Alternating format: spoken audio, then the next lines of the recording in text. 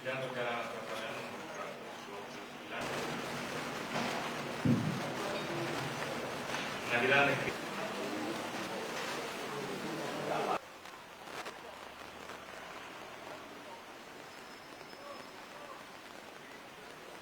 Kami tetap mengajukan pra-peradilan yang kelima dan itu nanti akan mulai disidangkan pada tanggal 31 Agustus tahun 2026 minggu depan. Ini yang menjadikan keheranan saya juga dengan para kuasa hukum karena tadi hakim juga mengatakan status saya sudah berubah menjadi terdakwa. Padahal kita tahu Pak Refli Harun tadi juga sudah mengatakan status tersangka menjadi terdakwa itu kalau sudah duduk di kursi persidangan dan dakwaan dibacakan. Nah, jadi itu belum terlaksana.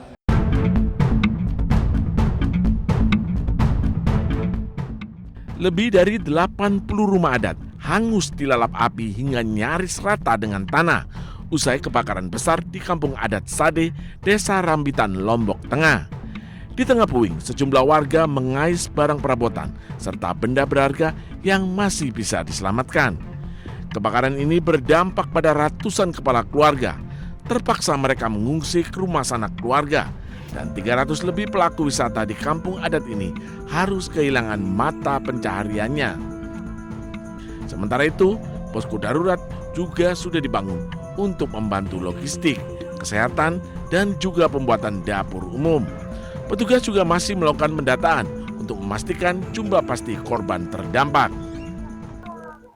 Pak, korban jiwa nggak ada ya? Alhamdulillah nggak ada. Berarti ini semua yang ratusan rumah di sini hangus semua? Hangus semua. Nggak ada yang tersisa. Termasuk barang-barang? Barang-barang nggak ada yang tersisa. Kain-kain juga? Kain-kain itu habis semua. Nggak ada yang terselamatkan? Nggak ada. Jumlah rumah di sini berapa? 150 kan. berapa kakaknya? 700 orang. 700 orang.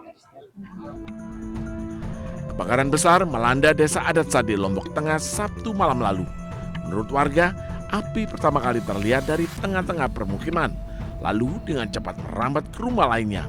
Sementara penyebab kebakaran masih belum dipastikan, namun diduga karena ada arus pendek listrik. Dari Lombok Tengah, Nusa Tenggara Barat, Emma Widiawati, iNews melaporkan.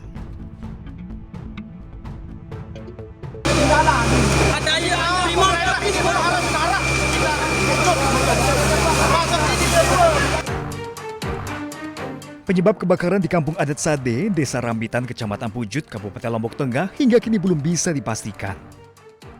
Aparat kepolisian telah lakukan olah TKP di salah satu rumah yang diduga menjadi titik api muncul. Namun polisi masih belum memastikan penyebab kebakaran dan masih menunggu hasil dari identifikasi. Hari ini langsung kita melaksanakan olah TKP, yaitu dari Polda gabung sama Polresta. Lagi sedang dilaksanakan tadi di atas. Akan kita polisikan di atas. Sudah ada hasil gitu? Untuk sementara belum ada. Kita menunggu. Dan juga kami juga minta permohonan bantuan dari lapor dari Bali. Nanti sudah kita minta ke Bali nanti untuk Untuk mempercepat hasil identifikasi, Polda NTB berkoordinasi dengan tim kepolisian dari Bali untuk memastikan penyebab pasti kebakaran terjadi di Dusun Sade ini. Dari Lombok Tengah, Emma Widiawati, iNews melaporkan. Video.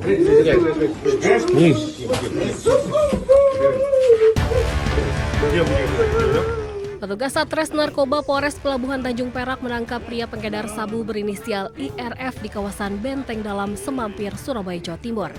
Polisi menemukan 672 plastik klip berisi sabu dengan total berat bruto sekitar 399,15 gram. Berdasarkan hasil pemeriksaan, sabu tersebut merupakan milik pria berinisial HSM yang kini masuk dalam daftar pencarian orang.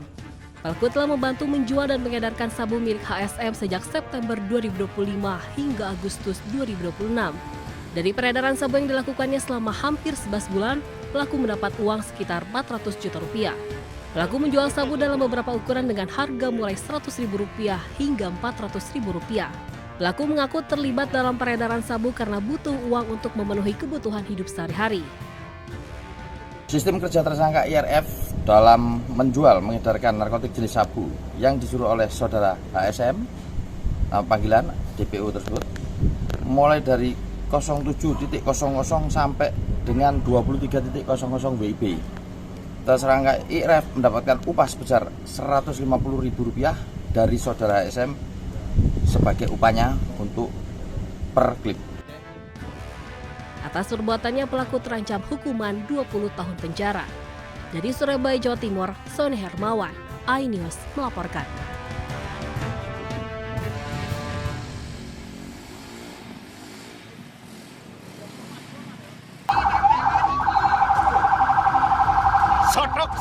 Armada pemadam kebakaran ini terjebak kepadatan karnaval Son Horeg di desa Jambe Arum, Balung, Jember.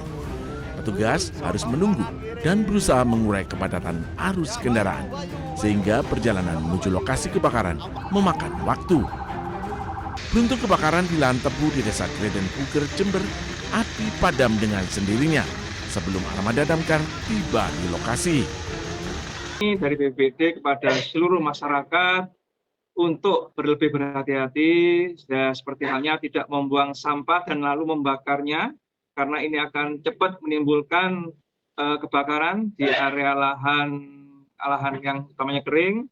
Juga untuk perokok mungkin jangan membuang puntung rokok sembarangan, karena kita lihat salah satu penyebab karhutla yaitu hanya sedikit percikan api akan menimbulkan. Meski tak menimbulkan korban jiwa, kebakaran di lahan kering ini menjadi peringatan kepada masyarakat. Dari Jember, Jawa Timur, Bambang Sugierto, iNews melaporkan.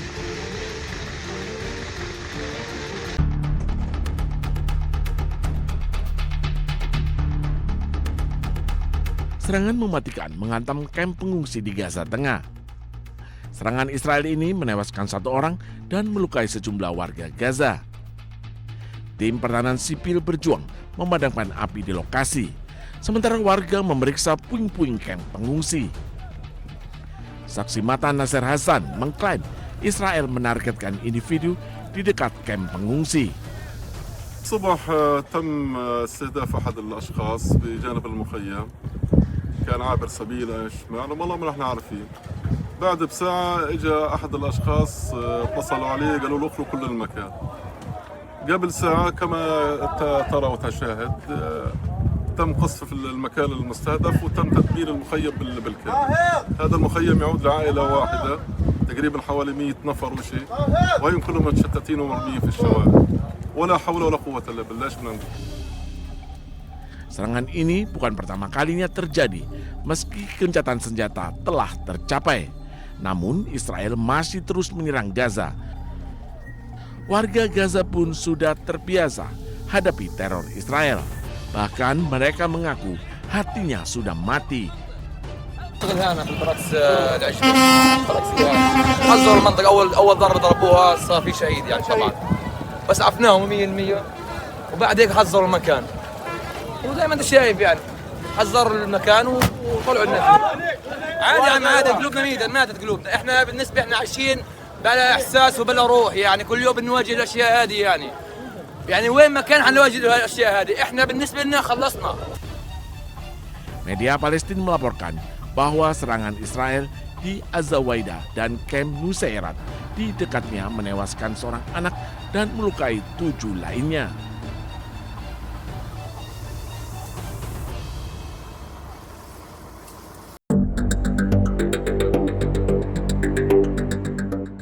Perang antara Amerika Serikat dengan Iran memasuki babak baru. Setelah sebelumnya saling serang, kini kedua negara bersiap perang ekonomi. Amerika Serikat akan menyiapkan sanksi ekonomi baru terhadap Iran. Rencananya, sanksi baru akan diumumkan oleh Menteri Keuangan Amerika Serikat, Scott Bessent, hari ini. AS menyebut langkah ini sebagai bagian dari isolasi ekonomi terkoordinasi terbesar dalam sejarah dunia. Sebelumnya, Presiden Amerika Serikat Donald Trump juga sempat menyebut sanksi akan dijatuhkan sampai Iran mau menghentikan proyek nuklirnya. Trump juga mendesak sekutu Amerika Serikat dan negara lain untuk menghentikan hubungan bisnis dengan Iran. Sebelumnya, AS dan Iran menandatangani memorandum kesepahaman Islam Abad pada 18 Juni. Perjanjian ini sempat mengakhiri operasi militer dan membuka jendela waktu 60 hari untuk negosiasi penyelesaian akhir. Batas waktu tersebut telah berakhir tanpa kesepakatan akhir.